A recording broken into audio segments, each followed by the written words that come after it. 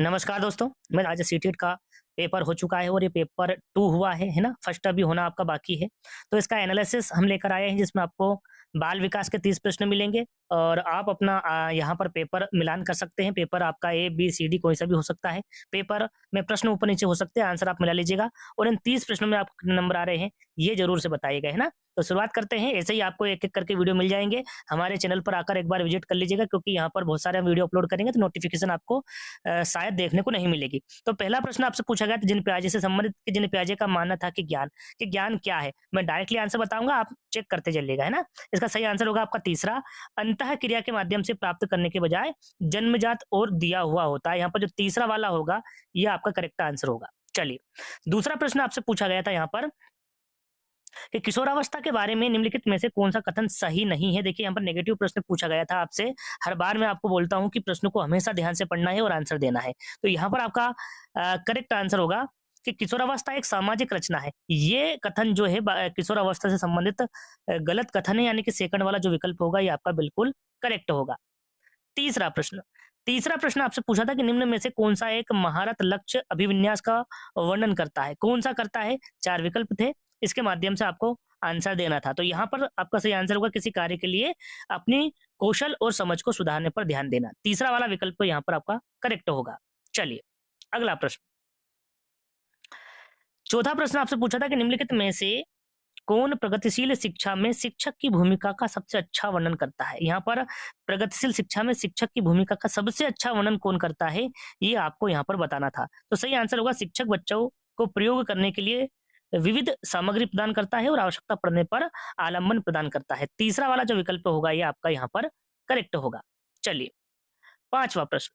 5वां प्रश्न आपसे पूछा गया था जिन पियाजे के अनुसार चिन्हों के लिए चिन्हों का प्रयोग करने की क्षमता जैसे कि अक्षर एक्स को अज्ञात अंक के लिए मानने की क्षमता रिक्त स्थान के दौरान विकसित होती है और विद्यार्थी को रिक्त स्थान सीखने में सक्षम बनाती है। तो यहाँ पर जो रिक्त स्थान दिया हुआ है, यहाँ पर क्या आएगा, कौन सा विकल्प सही होगा, इसके बारे में आपको यहाँ पर बताना था। तो सही आंसर क्या होगा आपका मूर्त सक्रियात्मक अवस्था, संरक्षण और क्रमबद्धता। यहाँ पर जो तीसरा वाला विकल्प होगा, ये आपका यहाँ पर करेक्ट आंसर होगा।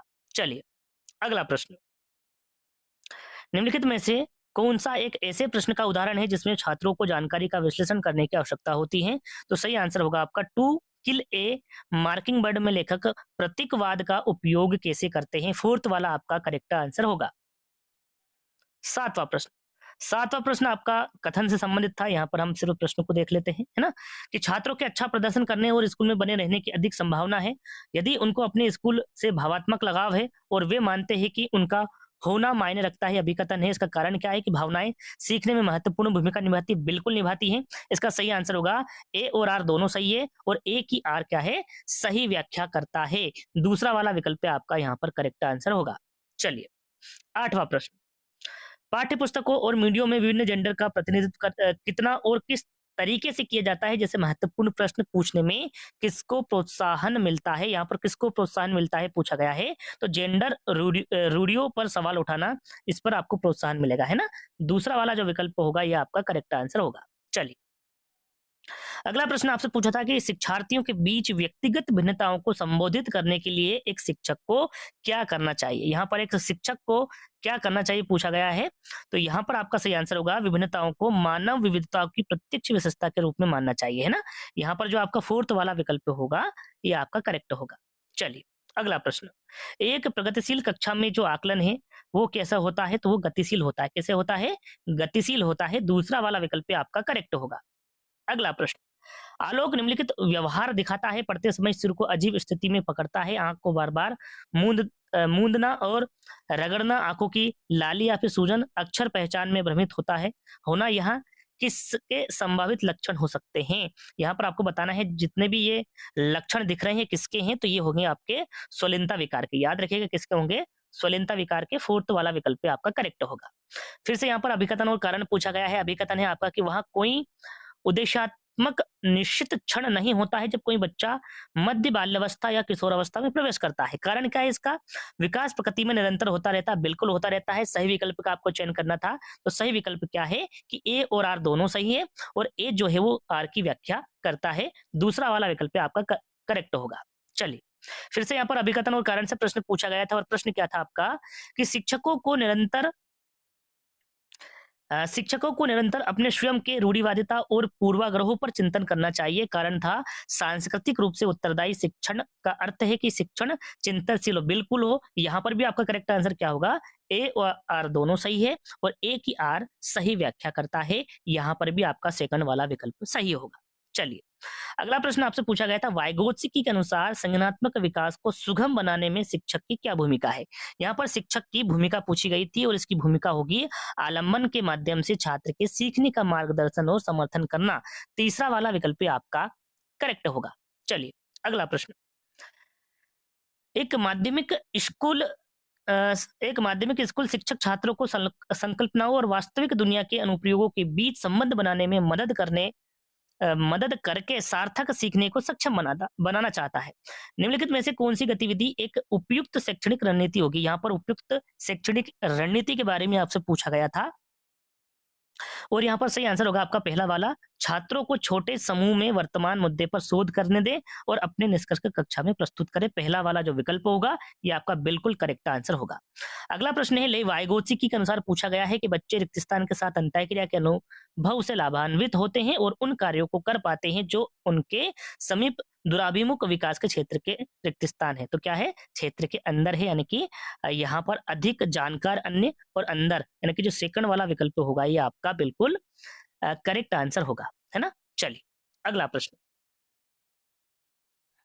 यहाँ पर देखिए डिसलेक्सिया से संबंधित प्रश्न पूछा गया है जिसको आप पठन भी बोलते हैं, है ना। ये डिसलेक्सिया एक स्थिति है जो विद्यार्थी के रिक्त स्थान की क्षमता को प्रभावित करता है। तो किसको करता है? तो ये तंत्रिकी, न्यूरोलॉजिकल, ध्वनियों और प्रतीकों चिन्हों के साथ जोड़ता है, जैसे कि आपको पता होगा पठन विकार है ना। तो यहाँ पर जो तीसरा वाला विकल्प होगा ये आपका करेक्ट होगा। चलिए, अगला प्रश्न, निम्नलिखित में से कौन सा सामाजिकरण की प्रक्रिया की विशेषता है? यहाँ पर देखिए सामाजिकरण की प्रक्रिया की विशेषता आपको बताना है। तो यहाँ एक रेखीय प्रक्रिया है, नहीं होती है। एक जटिल प्रक्रिया, बिल्कुल सही है। यहाँ एक बहुआयामी प्रक्रिया है, बिल्कुल सही है। यहाँ विभिन्न संस्कृतियों में विशिष्ट रूप से होती है, ये भी सही है। बी, सी और डी कहाँ पर है? बी सी डी आपके फोर्थ वाले विकल्प में, और यही आपका करेक्ट आंसर होगा। चलिए, फिर से यहाँ पर अभिकथन और कारण दिए हुए हैं। अभिकथन है आपका कि एक समावेशी कक्षा में सीखने के लक्ष्यों, शैक्षणिक रणनीतियों के साथ साथ आकलन के अनुकूलन किया जाना चाहिए। कारण है समावेशन का दर्शन शैक्षणिक दृष्टिकोण और मूल्यांकन के माध्यम से सभी व्यक्तिगत मतभेदों को समाप्त करने की वकालत करता है, बिल्कुल करता है। यहाँ पर भी आपका ए और आर दोनों सही है और ए की आर सही व्याख्या करता है। अगला प्रश्न, निम्नलिखित में से कौन एक समावेशी कक्षा का उदाहरण नहीं है? कौन सा उदाहरण नहीं है, इसके बारे में पूछा गया है। तो यहाँ पर आपका सही आंसर होगा प्रतिस्पर्धी लोचाकार को प्रोत्साहन करना, ये आपका करेक्ट आंसर होगा। ये समावेशी कक्षा का उदाहरण नहीं है। चलिए, यहाँ पर देखिए फिर आपका अभिकथन से संबंधित प्रश्न पूछा गया है कि एक बच्चा किसी कार्य को करने में जितना कम सक्षम होता है, शिक्षकों को उतने ही अधिक संकेत व इशारे देनी चाहिए और जैसे जैसे बच्चा अधिक से अधिक कर सकता है, शिक्षक को कम से कम मदद करनी चाहिए। कारण यहाँ पर है कि बुद्धि को बुद्धि लब्धि की गणना करके सटीक रूप से नहीं मापा जा सकता। बिल्कुल यहाँ पर भी सही आंसर क्या होगा आपका कि ए और आर दोनों सही है और ए की आर सही व्याख्या करता है। दूसरा वाला विकल्प आपका करेक्ट होगा।